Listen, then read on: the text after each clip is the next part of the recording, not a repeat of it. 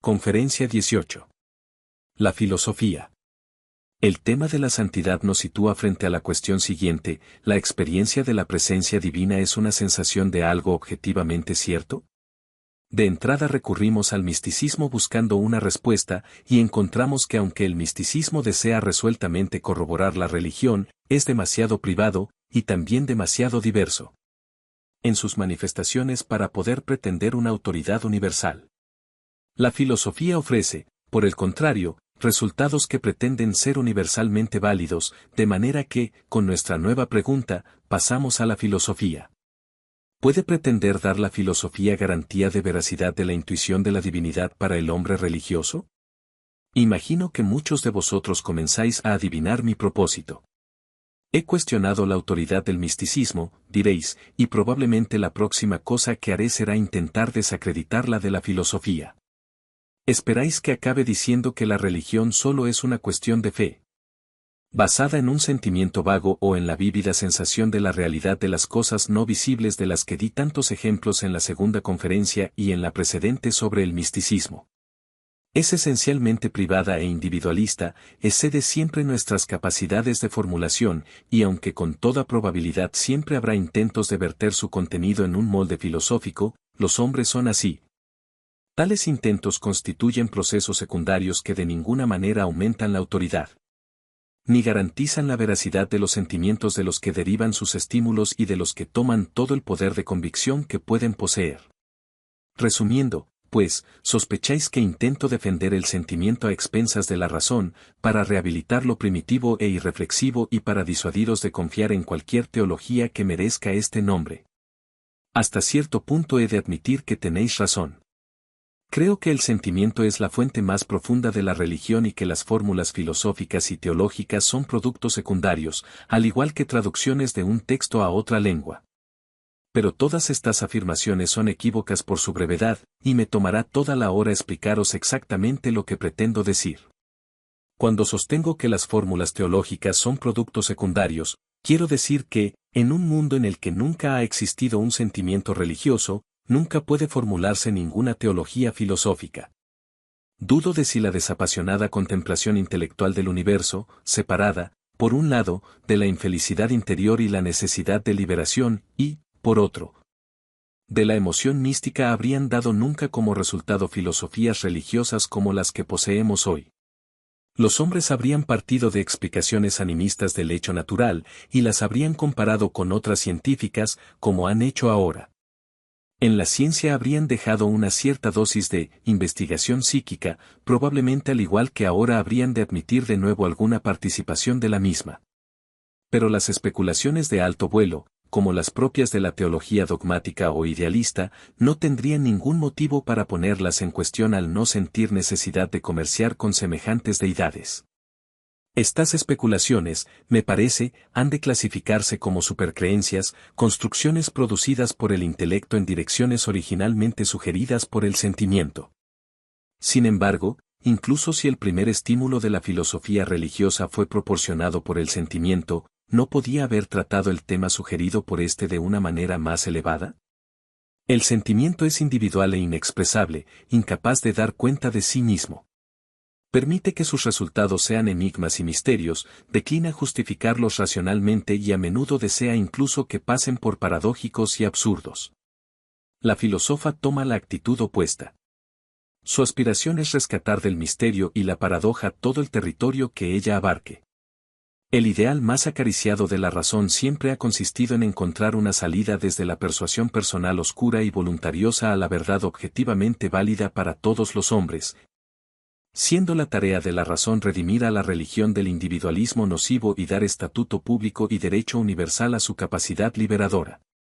Creo que la filosofía siempre tendrá la oportunidad de colaborar en su tarea. 288. Somos seres que pensamos y no podemos excluir el intelecto en cualquiera de nuestras funciones. Incluso en el soliloquio con nosotros mismos interpretamos nuestros sentimientos intelectualmente. Tanto nuestros ideales personales como nuestras experiencias religiosas y místicas han de interpretarse congruentemente con el tipo de representación que exige nuestro intelecto. El clima filosófico de nuestro tiempo nos condiciona inevitablemente. Además, estamos obligados a intercambiar nuestros sentimientos, y al hacerlo debemos hablar y utilizar fórmulas verbales abstractas y generales. Las concepciones y las construcciones son, así, parte necesaria de nuestra religión, y la filosofía tendrá que intervenir como mediadora entre concepciones opuestas y como moderadora del choque entre hipótesis conflictivas. Sería curioso que yo discutiese esto, cuando las presentes conferencias son, como se verá con mayor claridad de ahora en adelante, un intento laborioso por extraer, de entre las entrañas de la experiencia religiosa, algunos hechos generales que puedan ser definidos mediante fórmulas sobre las que todo el mundo pueda estar de acuerdo. Con otras palabras, la experiencia religiosa espontánea e inevitable engendra mitos, supersticiones, dogmas, credos y teologías metafísicas, y la crítica de una serie de factores por los partidarios de otra. Últimamente ha sido posible establecer clasificaciones y comparaciones imparciales, junto a las críticas y anatemas que monopolizaban el intercambio entre credos. Estamos en los comienzos de una, así llamada, ciencia de las religiones, y si estas conferencias pueden considerarse en alguna medida una contribución ínfima a esta ciencia, me sentiría feliz. Pero todas estas operaciones intelectuales, ya sean constructivas o comparativas y críticas, presuponen experiencias inmediatas como tema.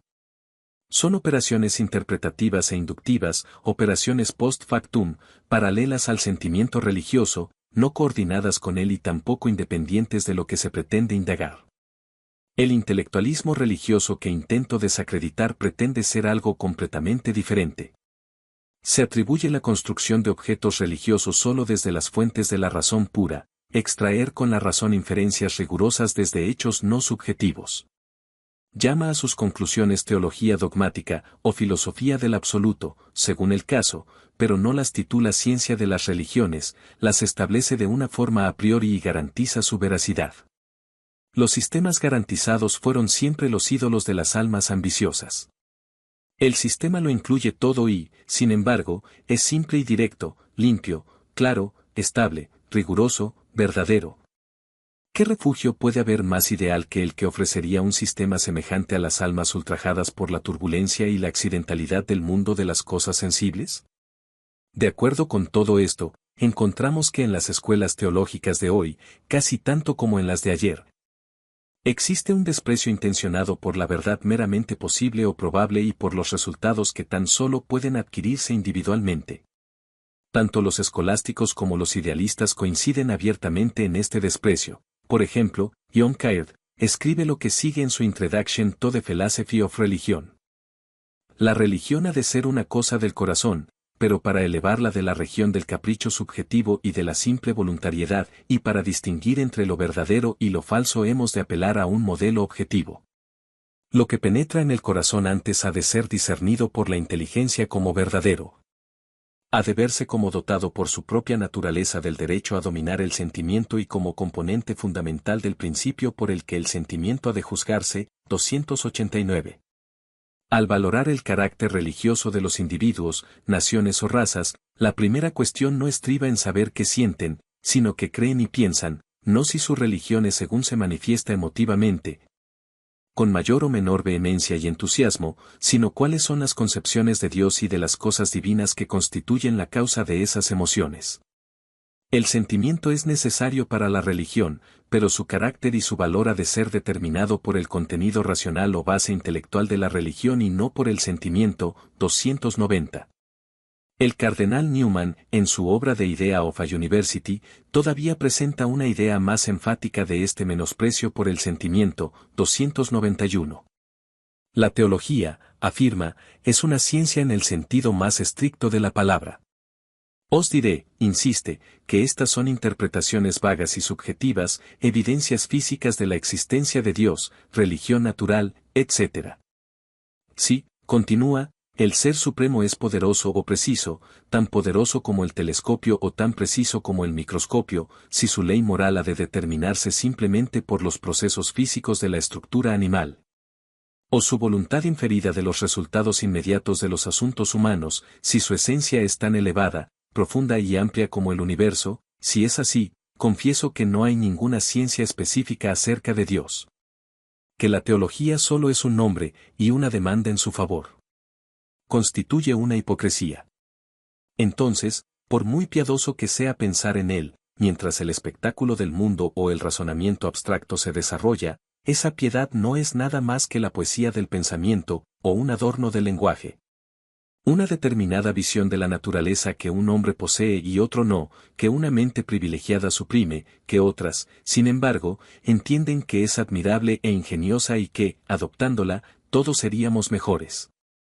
No es sino la teología de la naturaleza, al igual que hablamos de la filosofía o el drama histórico, de la poesía de la infancia, de lo pintoresco, sentimental, humorístico o cualquier otra cualidad abstracta que el genio o el capricho del individuo, la moda del día o el concierto del mundo reconoce en cualquier conjunto de objetos que estén sometidos a su contemplación. No veo mucha diferencia entre confesar que no hay Dios y arguir que no puede saberse con certeza nada definido sobre él. Cuando yo hablo de teología, continúa Newman, no quiero referirme a ninguna de estas cosas, simplemente quiero decir la ciencia de Dios, o las verdades que sabemos sobre Dios ordenadas en un sistema.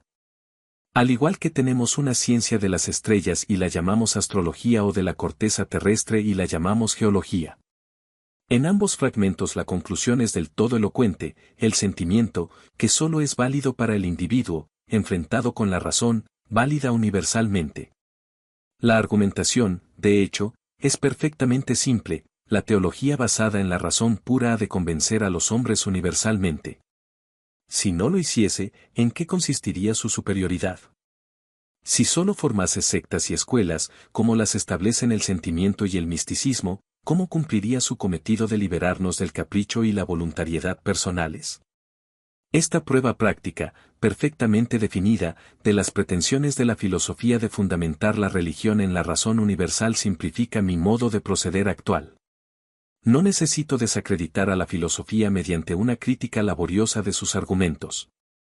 Será suficiente que muestre como una cuestión histórica el fracaso de ser, objetivamente, convincente. De hecho, la filosofía fracasa.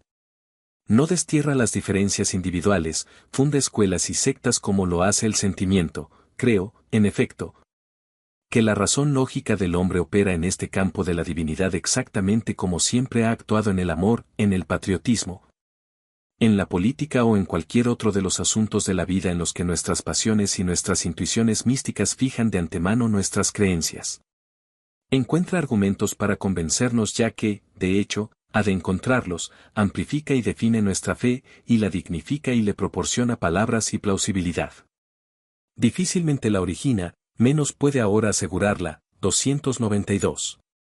Prestadme atención mientras recorro algunos de los argumentos de la vieja teología sistemática. Los encontraréis en los manuales protestantes y católicos, y más aún en los innumerables libros de texto que se han publicado desde la encíclica del Papa León XIII que recomendaba el estudio de Santo Tomás. Primero echaré un vistazo a los argumentos por los que la teología dogmática prueba la existencia de Dios, después a aquellos por los que se establece su naturaleza. 293. Los argumentos sobre la existencia de Dios han resistido durante centenares de años los embates del criticismo no creyente, y sin desacreditarlos nunca por entero a los oídos de los hombres de fe. Sin embargo, en su conjunto, estas críticas fueron disolviendo, lenta y eficazmente, la argamasa entre las junturas. Si ya tienes un Dios en quien crees, estos argumentos te reafirman en tu fe; si eres ateo, fracasan al pretender corregirte. Las pruebas son diversas. La llamada cosmológica razona desde la contingencia del mundo a una causa primera que ha de contener todas las perfecciones presentes en el mundo. El argumento del proyecto divino, que del hecho de que las leyes de la naturaleza son matemáticas y sus partes se adaptan dócilmente una a otra, infiere que dicha causa es intelectual y positiva. El argumento moral afirma que la ley del deber presupone un legislador.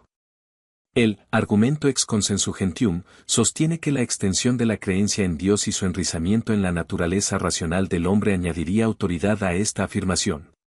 Como acabo de decir, no discutiré técnicamente estos argumentos. El solo hecho de que todos los idealistas, a partir de Kant, se hayan creído en el derecho de rechazarlos o menospreciarlos muestra que no son lo bastante sólidos para servir como fundamento suficiente de la religión. Razones absolutamente impersonales habrían de mostrar un convencimiento más general. La causalidad, en efecto, es un principio demasiado oscuro para soportar el peso de toda la estructura de la teología. En cuanto al argumento del proyecto divino, observad cómo las ideas darwinianas lo revolucionaron radicalmente. Concebidas como lo hacemos hoy en día, como salidas afortunadas de procesos de extinción casi ilimitados. Las armoniosas adaptaciones que encontramos en la naturaleza sugieren una deidad muy diferente de la que figuraba en las primitivas versiones del argumento finalista, 294. El hecho es que tales argumentos tan solo obedecen las sugerencias combinadas de los hechos y nuestro sentimiento. No prueban nada rigurosamente. Solo corroboran nuestras parcialidades preexistentes. Si la filosofía puede hacer tan poca cosa por establecer la existencia de Dios, ¿cómo se explican sus esfuerzos por definir sus atributos? Vale la pena estudiar las tentativas de la teología sistemática en esta dirección. Ya que Dios es la causa primera, sostiene esta ciencia de las ciencias, difiere de todas las otras criaturas en el hecho de poseer una existencia AC. De esta cualidad de AC de Dios, la teología deduce, por simple lógica, la mayoría de sus otras perfecciones. Por ejemplo, ha de ser necesario y absoluto, no puede no serlo y de ninguna manera puede ser determinado por otra cosa. Esto lo hace absolutamente ilimitado desde fuera y, también, ilimitado desde dentro, puesto que la limitación es no ser y Dios es ser en sí. Esta ausencia de limitación hace a Dios infinitamente perfecto. Aún más, Dios es uno, y único, porque lo infinitamente perfecto no admite par. Él es espiritual ya que, si estuviera compuesto de partes físicas, algún otro poder las habría combinado en el todo y esto contravendría su condición de AC. Es, por tanto, de naturaleza simple y no física. Es simple metafísicamente, es decir, su naturaleza y su existencia no pueden ser diferentes, ya que están presentes en infinitas sustancias que comparten sus naturalezas formales y solo son individuales en su aspecto material. Como Dios es uno y único, su esencia y su ese deben darse de una sola vez. Esto excluye de su ser todas aquellas distinciones, tan familiares en el mundo de las cosas finitas, entre la potencialidad y la realidad, entre sustancia y accidente, entre ser y actividad, entre existencia y atributos. Podemos hablar, es verdad, de actos de Dios y de atributos precisos, pero estas distinciones solo son, virtuales, y establecidas desde el punto de vista humano. En Dios todas estas perspectivas forman parte de una identidad del ser absoluta. Esta ausencia de toda potencialidad en Dios le obliga a ser inmutable. Es actualidad de los pies a la cabeza. Si hubiese algo potencial en él, con su actualización o bien perdería o bien ganaría, y entonces o la pérdida o la ganancia contravendrían su perfección. Por consiguiente, no puede cambiar. Aún más, es inmenso, ilimitado, pues si pudiera ser dibujado en el espacio, sería compuesto y contravendría así su indivisibilidad. Por lo tanto, es omnipresente, indivisible en cada punto del espacio. También está presente en cada instante temporal, en otras palabras, es eterno. Porque si tuviese origen en el tiempo, necesitaría una causa anterior, y eso negaría su cualidad de AC. Si fuese finito, contravendría su necesidad. Si pasara por cualquier sucesión, negaría su inmutabilidad. Tiene inteligencia y voluntad y todas las otras perfecciones de las criaturas, puesto que nosotros las poseemos y effectus nequit superare causam. De cualquier modo, en él están absoluta y eternamente en acto, y su objeto, dado que Dios no puede ser limitado por nada externo, no puede ser tampoco, primariamente, nada más que Dios mismo. Así, pues, Él se conoce a sí mismo en un acto eterno indivisible y se desea con un deleite infinito, 295. Ya que por necesidad lógica ha de amarse y estimarse así, no le podemos llamar libre, ad intra, con la libertad de discrepancia que caracteriza a las criaturas finitas. Ad extra, sin embargo, o con respecto a su creación, Dios es libre. No puede necesitar crear, siendo ya perfecto en ser y felicidad. Desea crear, entonces, por un acto de libertad absoluta. Siendo una sustancia dotada de intelecto, voluntad y libertad, Dios es una persona, y una persona viva ya que es el objeto y el sujeto de su propia actividad. Y ser así es lo que distingue a los vivientes de los que carecen de vida. En consecuencia, es absolutamente autosuficiente, su amor y su conocimiento son infinitos y adecuados y no necesita condiciones externas para perfeccionarlos. Es omnisciente, pues al conocerse él como causa conoce a sí mismo a todas las criaturas, cosas y hechos por implicación. Su conocimiento es presciente porque está presente siempre, incluso conoce con antelación nuestros actos libres, ya que en caso contrario su sabiduría admitiría momentos sucesivos de enriquecimiento. Y eso contravendría su inmutabilidad. Es omnipotente porque todas las cosas que hace no implican contradicción lógica, puede hacer ser o dicho de otra manera, su poder incluye la creación. Si lo que crea procediese de su sustancia, por ejemplo, de una materia que existiera eternamente y que Dios hubiese encontrado al alcance de la mano y le hubiese dado forma, se negaría con esto la definición de Dios como causa primera y lo convertiría en el simple motor de una cosa ya creada. Por consiguiente, las cosas que crea las crea ex nihilo, y les da ser absoluto como sustancias finitas que le son adicionales. Las formas que imprime a lo que crea tienen sus prototipos en sus ideas, pero como en Dios no hay multiplicidad y estas ideas en la práctica son múltiples. Hemos de distinguir entre las ideas que hay en Dios y la manera en que nuestra mente las refleja externamente. Las hemos de atribuir a Él solo en un sentido terminativo, como aspectos que difieren de su esencia única desde un punto de vista finito. Dios es naturalmente santo, bueno y justo. No puede desear el mal, ya que Él es la plenitud positiva de los seres y el mal es la negación. Es cierto que en algunos lugares ha creado mal físico, pero solo como medio para un bien más amplio, pues bonum totius praeminet bonum partis. No puede desear el mal moral, ni como medio ni como fin, porque eso contravendría su santidad. Al crear seres libres solo lo permite, y ni su justicia ni su bondad le obligan a disuadir a los receptores de la libertad para que no hagan un mal uso del presente. Por lo que respecta al propósito de Dios al crear, en primer lugar solo pudo haber sido por ejercer su libertad absoluta y manifestar a los otros su gloria. De lo que se deduce que los demás han de ser seres racionales, capaces, en principio, de conocimiento, de amor y de dignidad, y en segundo lugar, de felicidad. Pues el conocimiento y el amor de Dios son la fuente principal de la felicidad. Podemos decir que el propósito secundario de Dios al crear es el amor. No os cansaré llevando estas determinaciones metafísicas más allá, hasta los misterios de la Trinidad de Dios, por ejemplo. Lo que he resumido servirá de muestra de la teología filosófica ortodoxa de católicos y protestantes. Newman, preso de entusiasmo por el repertorio de perfecciones divinas, continúa el fragmento que comencé a citaros con un par de páginas de una retórica tan magnífica que apenas puedo resistir incluirlas. A pesar del tiempo que nos ocuparían, 296. Primero enumera someramente los atributos de Dios, después celebra su posesión de todas las cosas en la tierra y en el cielo, y la dependencia de todo lo que acontece de su voluntad. Nos presenta la filosofía escolástica, conmovida por la emoción, y toda filosofía habría de estarlo para ser entendida. Así pues, emocionalmente, la teología dogmática contiene algún valor para mentes como la de Newman. Nos ayudará a estimar el valor intelectual que posee si me permito una pequeña digresión en este punto. Lo que Dios ha unido, no lo separe el hombre. Las escuelas de filosofía continentales a menudo han pasado por alto el hecho de que el pensamiento humano está orgánicamente conectado a su conducta.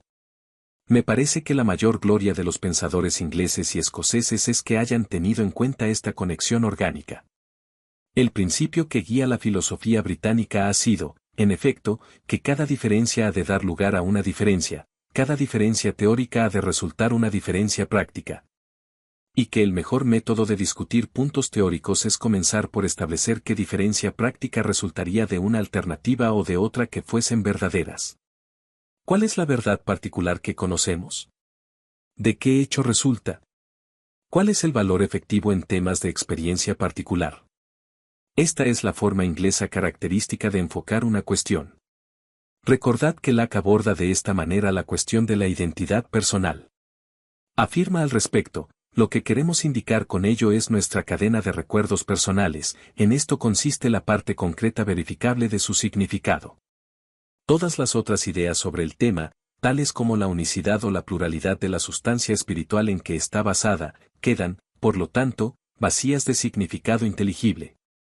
Las proposiciones que contienen estas ideas pueden ser afirmadas o negadas indiferentemente. Lo mismo hace Berkeley con la materia. El valor efectivo de la materia son nuestras sensaciones físicas, así es como la conocemos y esto es todo lo que verificamos concretamente de su concepción. Por consiguiente, este es el significado del término materia, cualquier otro significado que se le pretenda dar es un simple juego de palabras.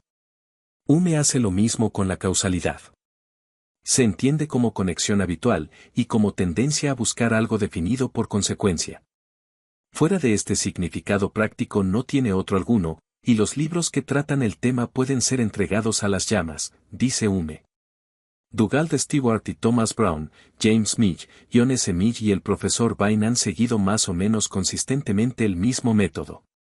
Sadworth Hodgson ha usado el principio de forma explícita. Cuando todo estaba dicho y hecho, fueron los autores ingleses y escoceses, y no Kant, quienes introdujeron el método crítico en la filosofía. El único adecuado para hacer que esta disciplina llegase a ser un estudio digno de hombres serios. Pues, ¿qué seriedad puede pretender el debatir proposiciones filosóficas que nunca producirán en la acción una diferencia apreciable? ¿Qué podría importar, si todas las proposiciones fueran prácticamente indiferentes, a cuál de ellas considerásemos verdadera y a cuál falsa?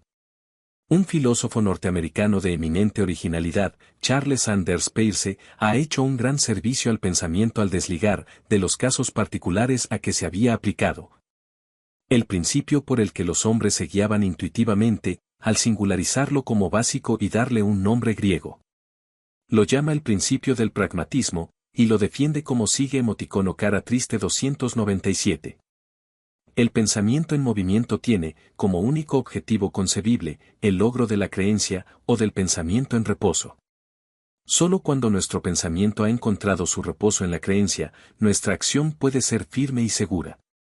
En resumen, las creencias son reglas para la acción y la función entera del pensamiento solo es un elemento en la producción de hábitos activos. Si hubiera alguna fracción de un pensamiento que no produjera ninguna diferencia en las consecuencias prácticas del pensamiento mismo, entonces esta fracción no sería un elemento propio del significado del pensamiento. Para desarrollar el significado de un pensamiento, por consiguiente, hemos de determinar qué conducta puede producir, esta conducta es para nosotros su único significado.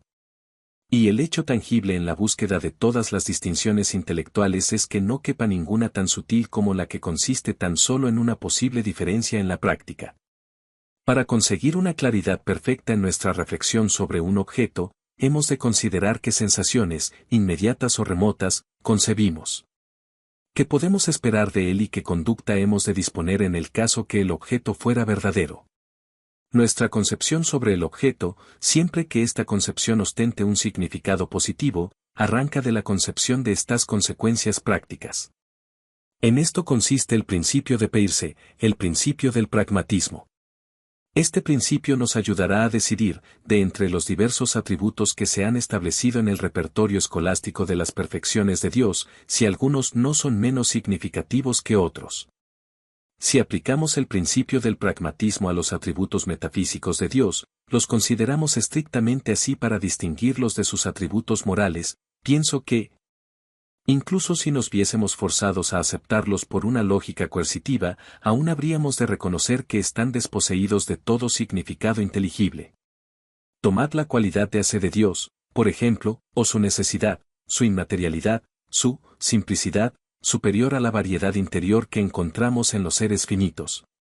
Su indivisibilidad y ausencia de distinciones internas entre ser y actividad, sustancia y accidente, potencialidad y realidad, y así sucesivamente, su rechazo a ser incluido en un género, su infinitud en acto, su personalidad, al margen de las cualidades morales que puede comportar su relación con el mal, su autosuficiencia.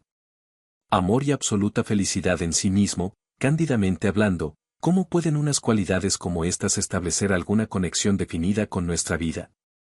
Y si cada una de ellas no requiere ninguna transformación sensible de nuestra conducta, ¿qué diferencia vital pueden producir en la religión de un hombre que sean verdaderas o falsas?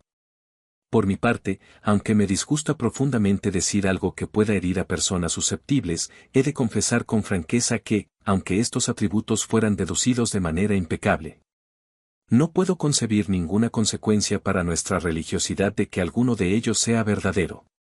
Decime, ¿qué acto específico puedo realizar para adaptarme lo mejor posible a la simplicidad de Dios? O bien, ¿cómo ayuda a ordenar mi comportamiento saber que su felicidad es en cualquier caso absolutamente completa? A mitad del siglo pasado, Mayne Reid era el gran escritor de libros de aventuras. Elogiaba siempre a los cazadores y a los investigadores de campo de las costumbres de los animales, y lanzaba continuas invectivas contra los naturalistas de gabinete, como él llamaba a los coleccionistas y clasificadores, y a los que atesoraban pieles y esqueletos. Cuando era niño, pensaba que un naturalista de gabinete debía ser el tipo más vil y miserable bajo el sol. Los teólogos sistemáticos son los naturalistas de gabinete de la deidad, en el sentido del capitán Mayne Reid. Su deducción de los atributos metafísicos no es sino un intercambio y un juego de adjetivos pedantes, distanciados de la moral, de las necesidades humanas, algo que podría obtener de la simple palabra, Dios. Una de esas máquinas lógicas de madera y latón que la ingenuidad reciente ha contrapuesto a un hombre de carne y hueso. Tienen el rastro de la serpiente sobre ellos.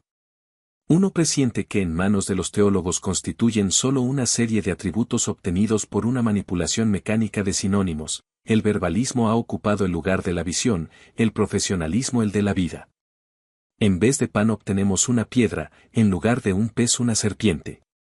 Si este conglomerado de términos abstractos diese realmente el quid de nuestro conocimiento de la deidad, las escuelas de teología podrían continuar floreciendo, pero la religión vital, habría desaparecido de este mundo.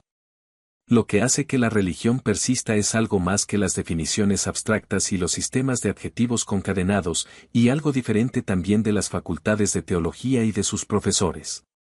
Todas estas cosas constituyen efectos posteriores, añadidos secundarios a aquellos fenómenos de comunión vital con la divinidad no visible de los que he dado numerosos ejemplos, que se renuevan in saecula saeculorum en la vida de los hombres más humildes. Concluyo el tema de los atributos metafísicos de Dios. Desde el punto de vista de la religión práctica, el monstruo metafísico que ofrecen a nuestro culto es una invención absolutamente inútil de la mente erudita. ¿Qué diremos ahora de los llamados atributos morales? Pragmáticamente se encuentran en una posición por entero diferente. Determinan positivamente al temor, la esperanza y son la base para la vida santa. Solo hemos de dar un vistazo para mostrar su enorme importancia.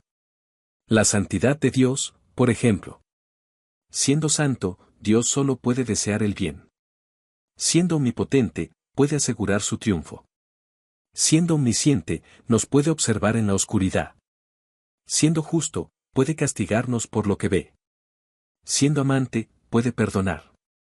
Siendo inalterable, podemos confiar y contar con Él. Estas cualidades se relacionan con nuestra vida y es importante que estemos bien informados al respecto. El hecho de que el propósito de Dios en la creación fuese la manifestación de su gloria, también es un atributo que establece relaciones definidas con nuestra vida práctica. Entre otras cosas, ha dado un carácter definido al culto en todos los países cristianos. Si la teología dogmática prueba realmente y sin discusión posible que un Dios de estas características realmente existe, puede reivindicar plenamente que suministra una base sólida al sentimiento religioso. Pero, en realidad, ¿cómo lo demuestra con argumentos? Lo demuestra tan mal como argumentaba su existencia. No solo los idealistas poskantianos lo rechazan de plano, sino que es un hecho histórico que nunca convirtieron a nadie que, dada la índole moral del mundo, haya encontrado razones para dudar que un buen Dios pueda haberlo diseñado. Probar la bondad de Dios por el argumento escolástico de que no hay no ser en su esencia, a un escéptico como el mencionado le resultaría simplemente estúpido. No. El libro de Job trató este tema de una vez por todas y definitivamente. El razonamiento es un camino relativamente superficial e irreal hacia la deidad. Pondré mi mano sobre mi boca, he oído hablar de ti de oídas, pero ahora mis ojos te ven. Un intelecto perplejo y confundido, un confiado sentido de presencia. Sin embargo, tal es la situación del hombre que es sincero consigo mismo y con los hechos, pero que continúa siendo todavía religioso. 298. En resumidas cuentas, pienso que debemos decir el adiós definitivo a la teología dogmática. Sinceramente nuestra fe ha de perseverar sin esta garantía. ¿El idealismo moderno puede ofrecer una base mejor a la fe, o todavía ha de confiar en el pobre testimonio de sí misma? La base del idealismo moderno es la doctrina de Kant sobre el yo trascendental de la percepción. Con este término formidable, Kant simplemente pretendía decir que el eco de la conciencia, yo pienso, debe acompañar, potencial o realmente, a todos nuestros objetos. Escépticos anteriores habían afirmado lo mismo, pero el yo en cuestión había quedado identificado con el individuo concreto. Kant lo abstrajo y lo despersonalizó, y lo hizo la más universal de las categorías. Aunque para el propio Kant el yo trascendental carecía de implicaciones teológicas. Estaba reservado a sus sucesores convertir la noción de Kant de Bewusstsein y Überhaupt, o conciencia abstracta, en una autoconciencia infinita y concreta que es el alma del mundo, y en la que tienen su ser nuestras diversas autoconciencias personales. Mostraros, incluso brevemente, cómo esta transformación se realizó de hecho me llevaría a tecnicismos innecesarios. Será suficiente decir que en la escuela hegeliana, tan influyente hoy en el pensamiento británico y en el norteamericano, dos principios han soportado el peso de la operación.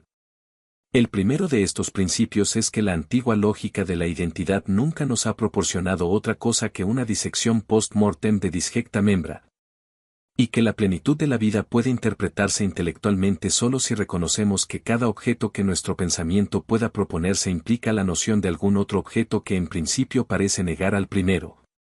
Implica su antítesis. El segundo principio es que ser consciente de una negación ya es estar virtualmente más allá de ella. El simple hecho de plantear una cuestión, o la expresión de una insatisfacción, prueba que la respuesta o la satisfacción es inminente, lo finito, comprendido como tal, es ya infinito impose. Al aplicar estos principios parece que alcanzamos una fuerza propulsora en nuestra lógica que la lógica ordinaria de una desnuda y rígida autoidentidad nunca atiende.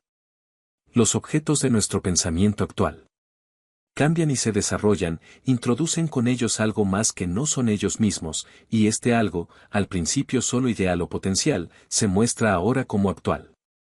Reemplaza la cosa supuesta al principio, la verifica y la corrige, desarrollando la plenitud de su significado. El programa es excelente, el universo es un lugar donde las cosas son seguidas de otras cosas que las corrigen y completan.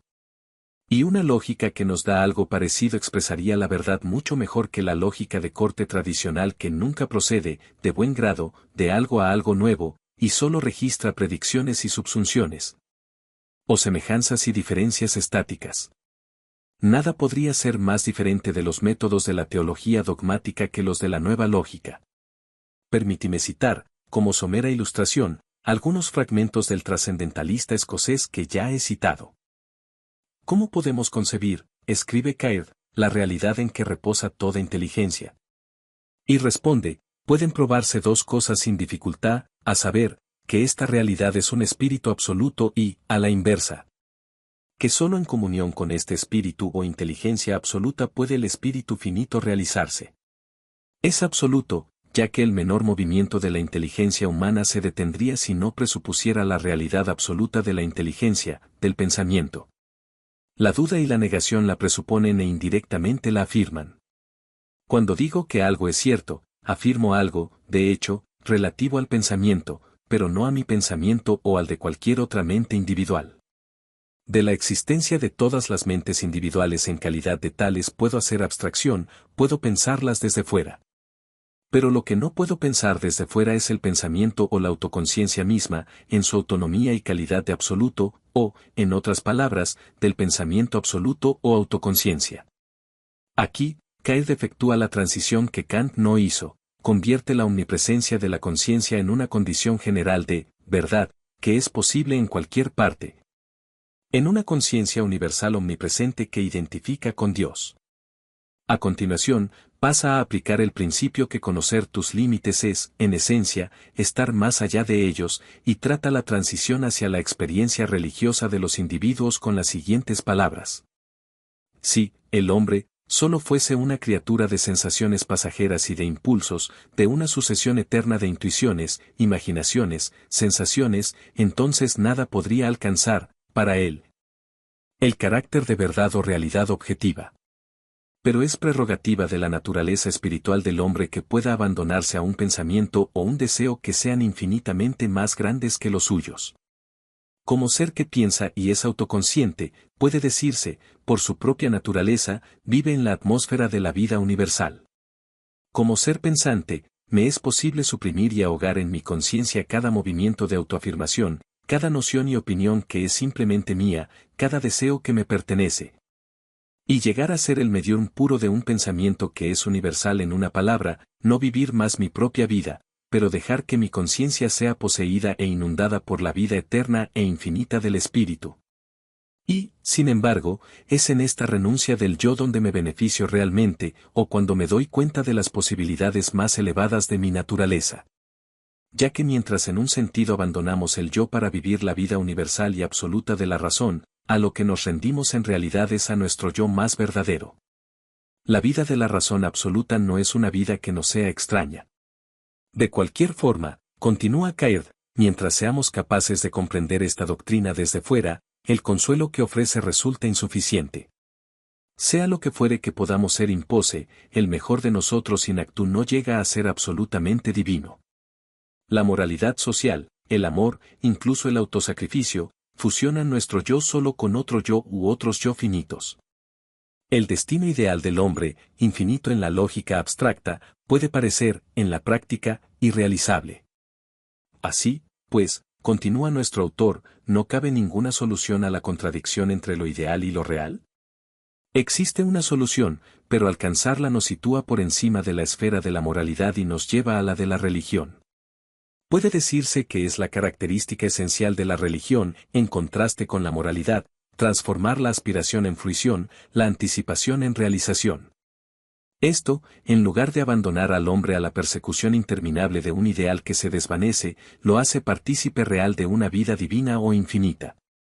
Tanto si vemos la religión desde el lado humano como desde el divino, como la rendición del alma a Dios o como la vida de Dios en el alma, en uno u otro aspecto, pertenece a su propia esencia que el infinito deje de ser una visión lejana y llegue a ser una realidad presente. La primera pulsión de la vida espiritual, cuando comprendemos correctamente su significado, es la señal de que la división entre el espíritu y su objeto ha desaparecido, que lo ideal ha llegado a ser real, que lo finito ha alcanzado su objetivo y ha quedado impregnado por la presencia y la vida de lo infinito. La unidad de la mente y la voluntad con la mente y voluntad divinas no es la esperanza futura ni el propósito de la religión, sino su comienzo y su nacimiento en el alma. Entrar en la vida religiosa es terminar la lucha. Este acto que constituye el comienzo de la vida religiosa, llamémosle fe, o confianza, o autorrendición, o el nombre que se desee, implica la identificación de lo finito con una vida que se realiza eternamente.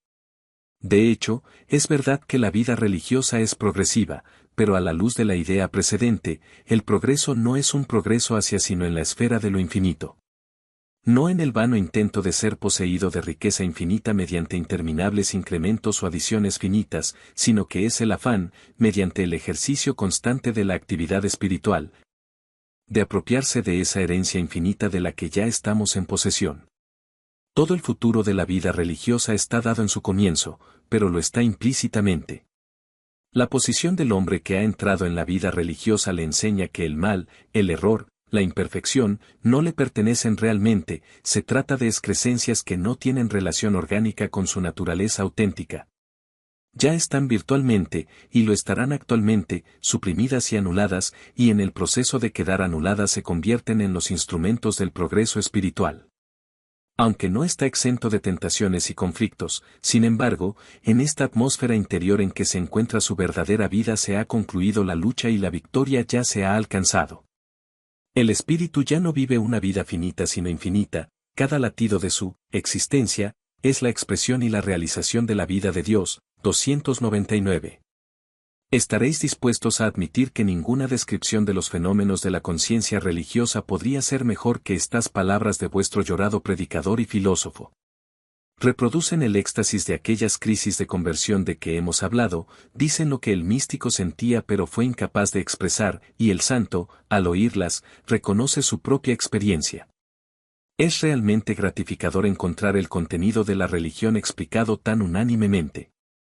Pero cuando todo está dicho y hecho, ha trascendido Caird, y solo lo utilizo como ejemplo de este modo de pensar, la esfera del sentimiento y de la experiencia directa del individuo, y ha puesto los fundamentos de la religión en una razón imparcial.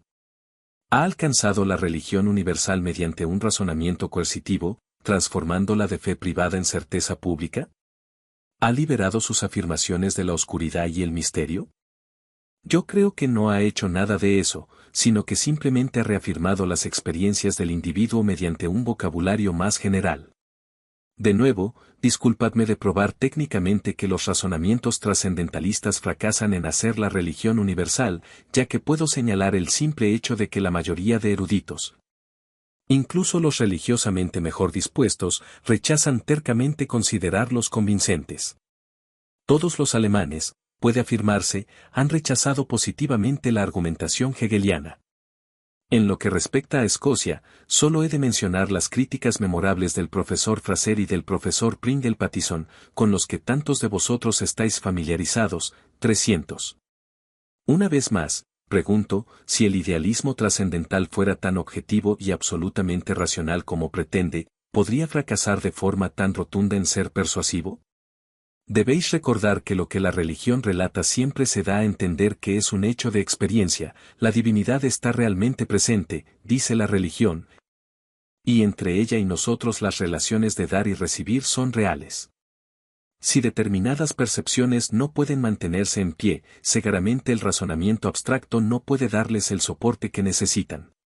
Los procesos conceptuales pueden clarificar hechos, definirlos, interpretarlos, pero no los producen, ni pueden reproducir su individualidad. Siempre hay un plus, un aquello, del que solo el sentimiento puede responder. Así, pues, la filosofía en esta esfera tiene una función secundaria que no puede garantizar la veracidad de la fe, y vuelvo así a la tesis que anuncié al principio de esta conferencia. Con triste sinceridad, me parece que hemos de sacar la conclusión de que el intento por demostrar, a través de procesos puramente intelectuales, la verdad de las intuiciones liberadoras de la experiencia religiosa directa es absolutamente desesperanzador. Sería injusto para la filosofía, de cualquier modo, terminar con esta frase negativa. Permítime, pues, concluir enumerando brevemente lo que todavía puede hacer por la religión. Se abandona la metafísica y la deducción por el criticismo y la inducción, y se transforma francamente de teología en ciencia de las religiones, puede llegar a ser enormemente útil. La inteligencia del hombre define espontáneamente la divinidad que percibe a través de formas que armonicen con sus predisposiciones intelectuales temporales. La filosofía puede, por comparación, eliminar lo local y accidental de estas definiciones. Puedo eliminar las incrustaciones históricas del dogma y la devoción. Comparando las doctrinas religiosas espontáneas con los resultados de la ciencia natural, la filosofía puede suprimir aquellas doctrinas que ahora resultan científicamente absurdas e incongruentes. Tamizando de esta manera las formulaciones inútiles, puede dejar un residuo de concepciones que cuando menos sean posibles. Entonces puede tratarlas como hipótesis, verificándolas de todas las formas, positivas y negativas, por las que siempre se comprueban las hipótesis. Puede reducir su número ya que muchas están abiertas a la objeción. Quizá pueda llegar a ser el portavoz o representante de una que considere la más verificable o verificada. Puede mejorar la definición de estas hipótesis distinguiendo lo que es sobrecreencia inocente y expresión simbólica de lo que ha de tomarse literalmente. Como resultado, puede ofrecer su mediación entre creencias diversas y ayudar a lograr un consenso de opiniones. Puede conseguir esto con mayor éxito cuanto mejor distinga lo común y esencial de lo individual y de los elementos locales de las creencias religiosas que compara. No veo por qué una crítica de la ciencia de las religiones de este tono no podría merecer eventualmente de forma general una adhesión pública como la que merece una ciencia física. Incluso los personalmente no religiosos aceptarían sus conclusiones sobre la fe, al igual que las personas ciegas aceptan los hechos de la óptica, resultaría absurdo no aceptarlos. Así como la óptica ha de alimentarse en primera instancia de hechos que experimenten personas que vean, también la ciencia de las religiones dependería, en su materia original, de hechos de experiencia personal. Pero habría de ajustarse a través del proceso de las reconstrucciones críticas. Nunca podría huir de la vida concreta, o trabajar en un vacío conceptual. Habría de confesar, como lo hace toda ciencia, que las sutilezas de la naturaleza escapan y que las fórmulas son solo aproximaciones. La filosofía vive de palabras, pero la verdad y la realidad fluyen en nuestras vidas de formas que exceden la mera formulación verbal. En el acto viviente de la percepción hay siempre algo que se vislumbra y se apaga y no puede apresarse nunca, y por esto la reflexión siempre llega demasiado tarde. Nadie conoce todo eso tan bien como el filósofo. Debe disparar su salva de nuevos vocablos con su escopeta conceptual, ya que su profesión le condena a esta tarea, pero conoce secretamente el vacío y la irrelevancia. Sus fórmulas son como fotografías estereoscópicas o cinetoscópicas vistas fuera del instrumento idóneo, les falta profundidad, movimiento, vitalidad. En la esfera religiosa, en particular, la creencia de que las fórmulas son verdaderas nunca puede ocupar por entero el lugar de la experiencia personal. En la próxima conferencia intentaré completar la tosca descripción de la experiencia religiosa y en la que seguirá a esta, que será la última, intentaré formular conceptualmente la verdad de la que es testimonio.